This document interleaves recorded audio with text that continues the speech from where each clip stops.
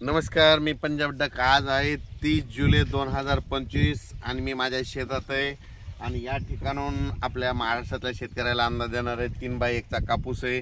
आजच्या 49 दिवस झालेले आहेत। एकदा खत दिलेलं आहे, एकदा खत दिलेलं आहे, दोनदा खुरपीला, दोनदा पाळी घातली आणि या ठिकाणून शेतकऱ्यासाठी अंदाज देणार आहे। राज्यातल्या सर्व शेतकऱ्याला सांगू इच्छितो की राज्यामध्ये सांगायचं झालं तर आज आहे 30 तारीख आणि 1 तारखेपर्यंत म्हणजे 1 ऑगस्ट पर्यंत जळगाव जिल्हा, धुळे जिल्हा, नंदुरबार जिल्हा, नाशिक, कळवण, त्याच्यानंतर अहिल्यानगरचा काही भाग, इकडं वैजापूर ह्या भागामध्ये म्हणजे आणखीन 2 दिवस म्हणजे थोडा भाग बदलत विखुरलेला स्वरूपाचा पाऊस पडणार आहे।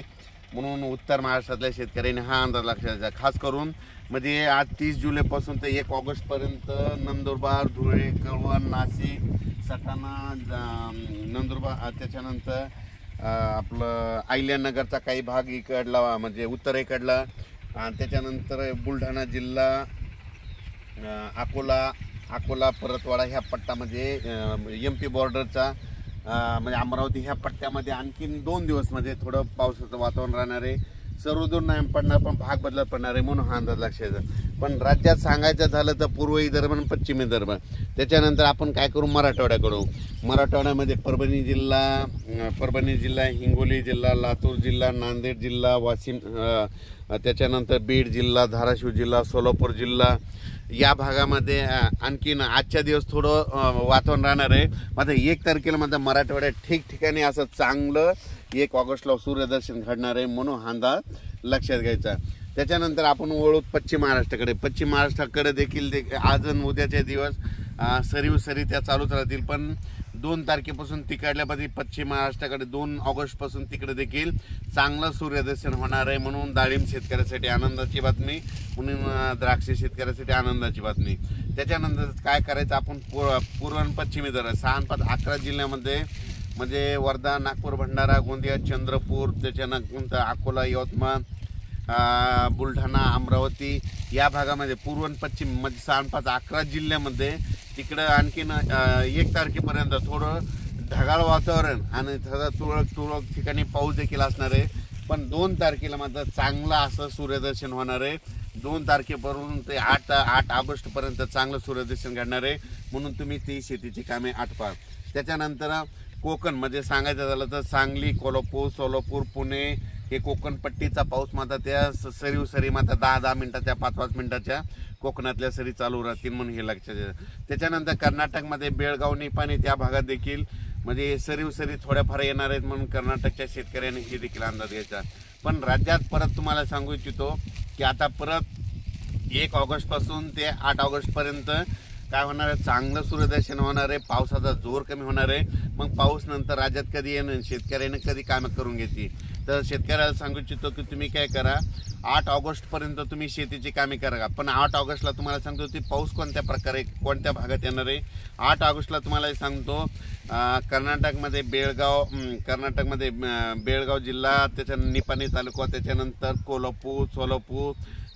सोलापूर, सातारा, त्याच्यानंतर पुणे, त्याच्यानंतर इकडं आपलं पंढरपूर, लातूर, धाराशिव, बीड, त्याच्यानंतर इकडं परभणी, नांदेड, यवतमाळ, चंद्रपूर ह्या पट्ट्यामध्ये मात्र 9 ऑगस्ट नंतर 9-10-11च्या दरम्यान तिकडं चांगला पाऊस येणार आहे, म्हणजे पावसाला सुरुवात होणार हे लक्षात घ्यायचं। त्याच्यानंतर तो पाऊस परत काय होईल, वाढत देखील जाणार आहे, मग अंदाज लक्षात घ्या, त्याचा आपण नंतर अंदाज येऊ।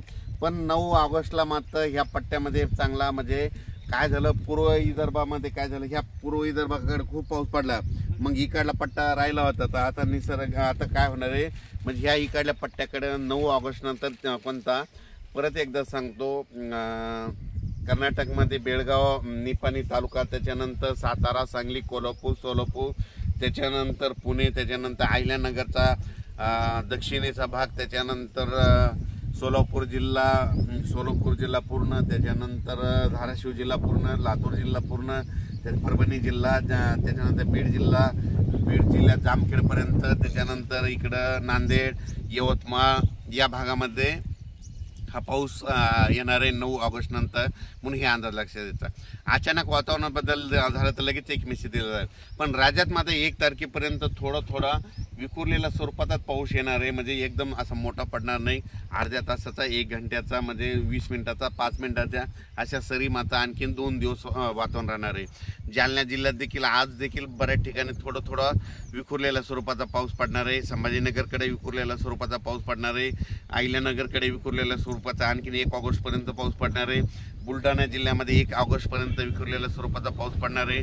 अकोला जिल्ह्यात विखुरलेल्या स्वरूपाचा पाऊस पडणार आहे. अमरावतीमध्ये 1 ऑगस्टपर्यंत राहणार आहे. त्याच्या हा अंदाज सगळ्यांनी लक्षात येतात. पण राज्यात मात्र 2 तारखेमध्ये 2 ऑगस्टपासून चांगला असं सूर्यदर्शन दिसेल. म्हणजे चांगला असं सूर्यदर्शन होणार आहे. आणि सध्या शेतकऱ्यांना सूर्यदर्शनाची गरज आहे, म्हणून हा अंदाज खास करून माझ्या शेतातून दिलेला आहे. परत उद्या एक अंदाज दिलेला जाईल. अचानक वातावरणात बदल झाला तर लगेच एक मेसेज दिला जाईल. धन्यवाद.